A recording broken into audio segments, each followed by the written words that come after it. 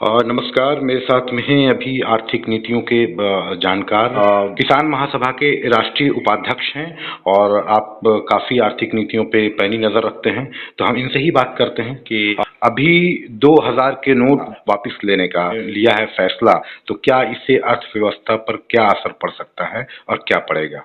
क्या जीडीपी और नीचे जाएगी? एक दृष्टि से इसे देखा जाए तो 2000 के नोट वापस होने पर अगर उतने कीमत की नोट और दूसरी छापनी पड़ेगी तो अर्थव्यवस्था पर निसंदेह असर पड़ेगा। अच्छा। क्योंकि जब 2000 का नोट वापस लेंगे तो परिचालन के लिए या बाजार को अपने जगह पर रखने के लिए उतने ट्रांजैक्शन की जरूरत पड़ेगी ना। तो वो ट्रांजैक्शन का जगह के लिए या तो नया नोट छापना पड़ेगा, तो नया नोट छापने के खर्चे होंगे और पुराने नोट जो छपे वो नष्ट कर दिए जाएंगे। जो 2000 का नोट वापस लेने का जो फैसला है, क्योंकि एक सर्कुलेशन होता है, एक चेन सिस्टम है पूरे हमारे सिस्टम में, बाजार के सिस्टम में, उससे चेन जो है बिल्कुल जो सर्कुलेशन की है वो स्लो हो जाएगी। वो स्लो होगी या कई जगह रुकेगी तो महंगाई भी बढ़ेगी, बेरोजगारी भी बढ़ सकती है और भी बहुत सारी चीजें हो सकती हैं। जो क्या आप सोचते हैं, आपका क्या मानना है? देखिए, ये 2000 के नोट हैं, इसको खत्म करने से फिलहाल तो बहुत असर पड़ने वाला नहीं है। अच्छा। ये मेरा मानना है। वो इसलिए कि परिचालन में आपने ही बताया कि परिचालन में लगभग 1 लाख कुछ हजार करोड़ का हमारे पास इनपुट नहीं है। ताजा आंकड़े मेरे पास नहीं है, नहीं तो मैं आपको नहीं, मैंने जी 370 करोड़ छापे गए 2000 के नोट जो है, और उसमें से 370 करोड़ से 102 करोड़ नष्ट कर दिए गए नोट। 268 करोड़ सर्कुलेशन में होना चाहिए था। वो सर्कुलेशन में आरबीआई ने बताया कि कम है नोट, जिसकी कीमत जो मूल्य होती है, मतलब टोटल 370 करोड़ के अगर मूल्य जो बता दें तो 5,08,00,000 के आसपास में होती है, 5,36,00,000 माफ कीजिएगा होती है, जिसमें से 1,08,000 करोड़ जो है वो गायब है, जिसकी मूल्य जो मैं मूल्य बता रहा हूँ। हाँ, तो मूल्य 1,08,000 करोड़ जो गायब है, वो गायब कहाँ है? वही शायद वो ब्लैक मनी है, इसकी वजह से ये फैसला नहीं लेना पड़ा। वो होर्डिंग किया हुआ है, तय बात है कि वो होर्डिंग किया हुआ है। और जहाँ तक परिचालन का सवाल है तो आम बाजार में 2000 का नोट परिचालन से बाहर वो 2 साल पहले ही हो चुका है। ये 2 साल के अंतराल में आमतौर पर बाजारों में 2000 का नोट दिखता नहीं है, कहीं एक आध दिख गया, अलग बात है। बैंकों में भी आप 2000 का नोट का लेन देन आप नहीं देख सकते। आप जितने बैंकों में जाएं कहीं भी आपको 2000 का नोट आमतौर पर नहीं दिखता है, बहुत कम दिखता है। मुश्किल से उनके पास एक आध गड्डियां होती है या वो नहीं भी होती है। लोगों के पास तो 2000 का नोट आम लोगों के पास है ही नहीं, वो सभी के सभी डंप कर दिए गए हैं। क्या आपको लगता है कि जितनी पॉलिटिकल पार्टीज के पास जो चंदा आता है कैश में या कुछ ब्लैक मनी में हो सकता है, मेरा कोई आरोप नहीं है, सवाल है ये, तो क्या वो जो पैसे हैं जो सरकार की नज़र हो सकती है, या 2016 की अगर बात करें कि कुछ महीने बाद ही चुनाव था यूपी का, उसके पहले जो है ये डिमोनेटाइजेशन का फैसला लिया था सरकार ने, और अब फिर सितंबर तक का अगर देखा जाए तो टाइम है पूरा पैसा वापस करने का, 2000 के नोट का जो सर्कुलेशन से बाहर करने का समय सीमा है। लेकिन उसके ठीक अक्टूबर में ही शायद मेरे ख्याल से नोटिफिकेशन जारी हो जाएगा कई राज्य के चुनावों का। तो किस नज़र से आप देख रहे हैं? दूसरे लोगों के पास भी है, ऐसा नहीं है कि वो 2000 का नोट सिर्फ सत्ताधारियों के जो समर्थक हैं उन्हीं के पास है, कुछ और लोगों के पास है। उनके पास से उस नोट को छीन लेना बहुत जरूरी है इनके लिए, क्योंकि चुनाव सामने है। उस नोट के जरिए वो समझते हैं कि दूसरी जगह भी फाइनेंस हो सकता है। राजनीतिक परिस्थितियां बदल रही है, बदली हुई राजनीतिक परिस्थितियों में बहुत सारे चंदे दूसरे तरफ भी डाइवर्ट हो सकते हैं। आपको मालूम होना चाहिए कि अभी इलेक्ट्रल बॉन्ड के जरिए, जो अभी तो उसका कोई खुलासा करने का कानून नहीं है, इलेक्ट्रल बॉन्ड के जरिए जो चुनाव में खास करके मोदी ने और उनकी पार्टी ने जो चंदा लिया है, संपूर्ण चंदा का लगभग 82% लिया है।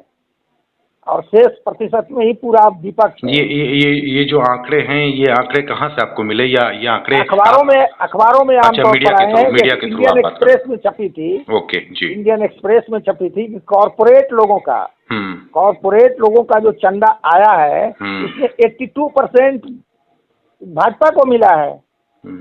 ओके।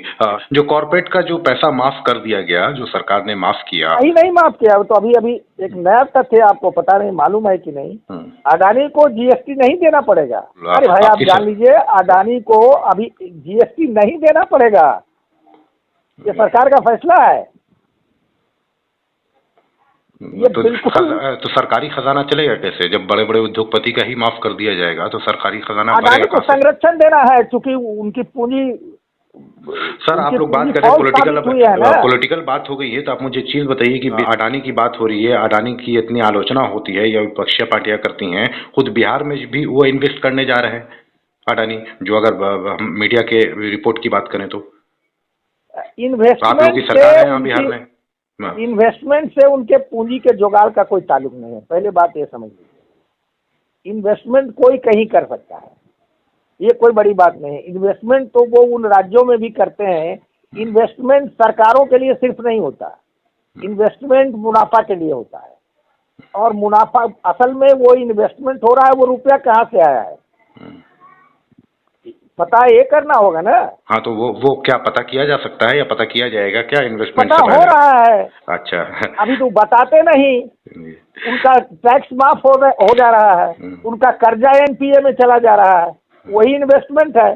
क्योंकि जिस तरीके से देखें कि जो महंगी कारें हैं उसकी बिक्री जो है बहुत ज़्यादा बढ़ गई है, करोड़ से ऊपर की कारें हैं उसकी जो बिक्री है वो ज़्यादा बढ़ गई है। और एक तरफ महंगाई की बातें होती हैं, गरीबी की बात होती है, बेरोजगारी की बात होती है, तो क्या ये एक बहुत बड़ा डिफरेंसेस पैदा हो गया है? एक तरफ अमीर जो है और अमीर होता जा रहा है, गरीब और गरीब होता जा रहा है, क्या इस तरह की चीज़ें हैं? मैं अकॉर्डिंग टू आंकड़ा आपसे बात कर रहा हूँ इस पे।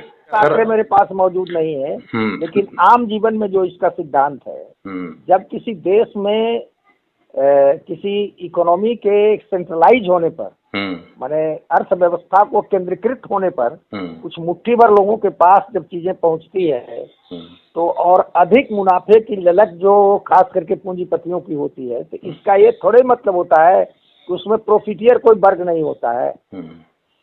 उसमें आमदनी वाले भी एक तबके होते हैं जो बाकी लोगों की आमदनी को काट करके उनको दिया जाता है। जैसे आप समझ रहे हैं कि बेरोजगारी की फौज है, इसका मतलब बेरोजगारी की फौज है, इसका मतलब किसी को रोजगार नहीं मिलेगा, ये बात गलत है। ये है कि 10,000 आदमी को हटा करके 100 आदमी को रखा जाएगा। 10,000 आदमी पर जो खर्चा होता था उसका 1/4 में 100 आदमी को दे दिया जाएगा, जो बहुत अच्छा दाम पर काम करेगा उसका। जो एक उदाहरण के तौर पर आपको कह रहे हैं, तब भी बहुत बचत है ना। उनका समूचे इकोनॉमी का जो खर्चा करते वो आपको मजदूरी पर या फिर तनख्वाह पर खर्चा करते, वो तनख्वाह पर कुछ एक्सपर्टीज को वो दे करके काम चलाएंगे, बाकी को हटा देंगे। तो जिनको हटा देंगे वो डिवास्टेशन के शिकार होंगे, वो भूखमरी के शिकार होंगे। लेकिन बाकी जिनको ज़्यादा प्रॉफिट मिल रहा है, जिनको 50,000 मिलना था उसको 4 लाख मिल रहा है, तो क्यों नहीं घड़ी खरीदेंगे। दरअसल क्या है कि अभी अमेरिका की भी जो रिपोर्ट आई है, अमेरिका भी बैंक करप्ट के हालात में पहुंच गया, बहुत कर्जे बढ़ गए हैं, बहुत मुश्किल हालात में है और सारा काम डॉलर से ही चलता है, ठीक है।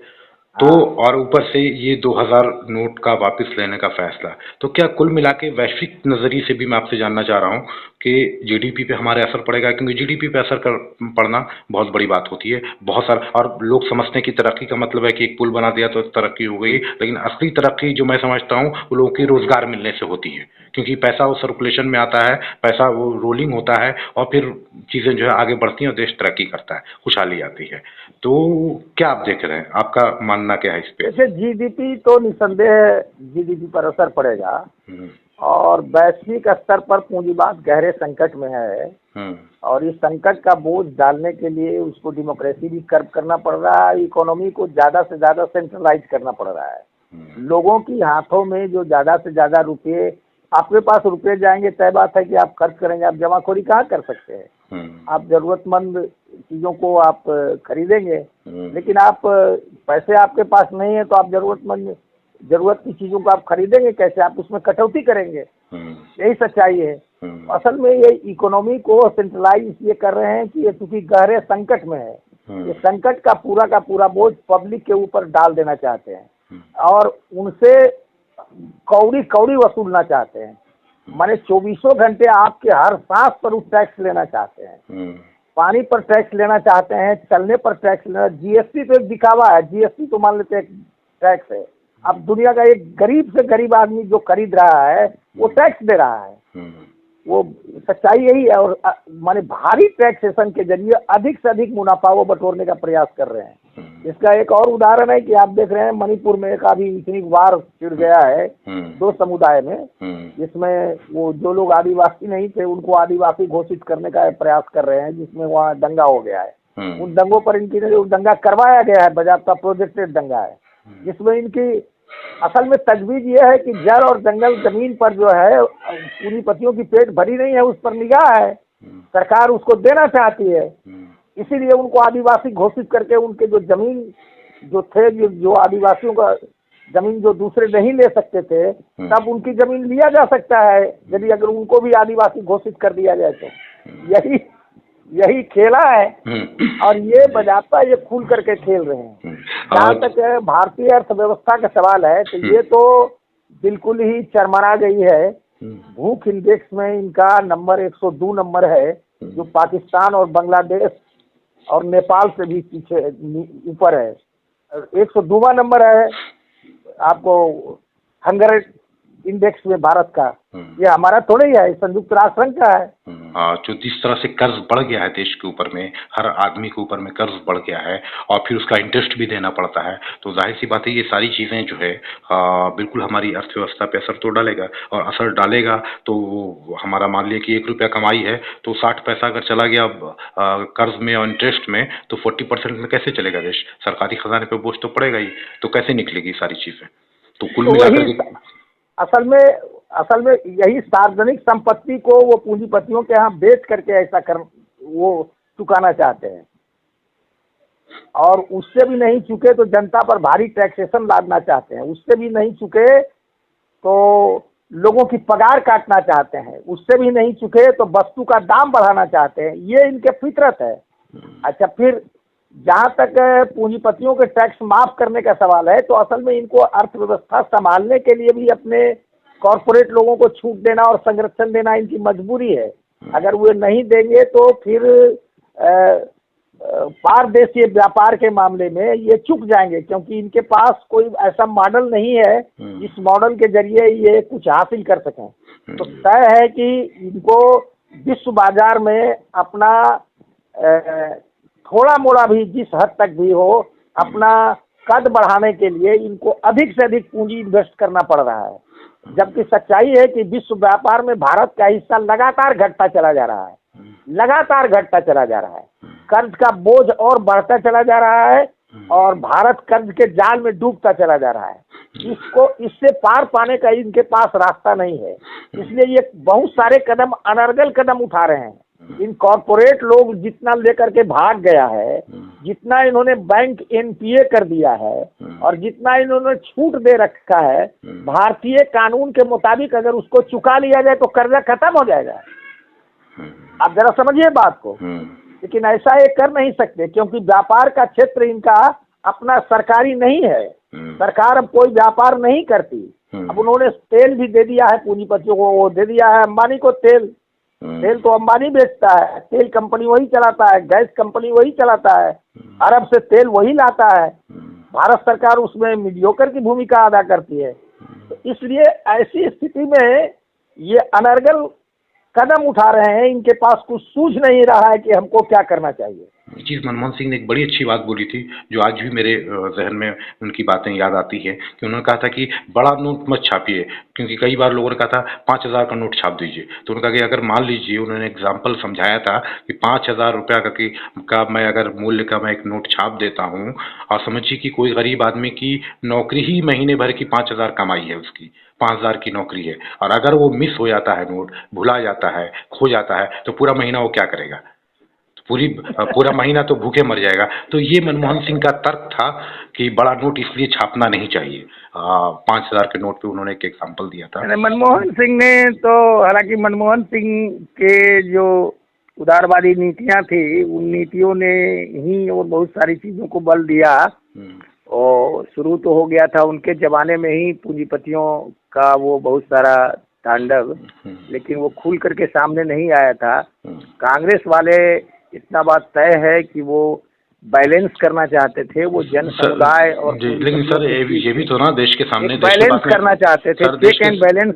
पूंजीपतियों को वो छूट देते थे तो फिर जनता के लिए भी कुछ न कुछ।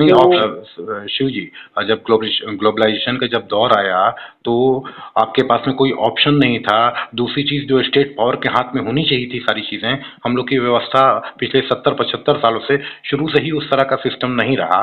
तो कि स्टेट पावर के हाथ में सब कुछ, स्टेट पावर के हाथ में मतलब हर एक चीज हो देश के लिए हो, सरकार के हाथ में हो, जिससे जनता का, आम जनता का फायदा हो। पूंजीपतियों के लिए भी हो कुछ परसेंट, लेकिन एक लिमिट से ज्यादा जब पूंजीपतियों के हाथ में चीजें चली जाती हैं तो फिर इस तरह की व्यवस्था, इस तरह के हालात तो देखने पड़ेंगे ही। बहुत बहुत धन्यवाद शिव जी आपका भी, और जनता का जो आप सुन रहे हैं। आप कमेंट जरूर कीजिएगा कैसा लगा ये एपिसोड। आप सभी को बहुत बहुत धन्यवाद। News force. धन्यवाद।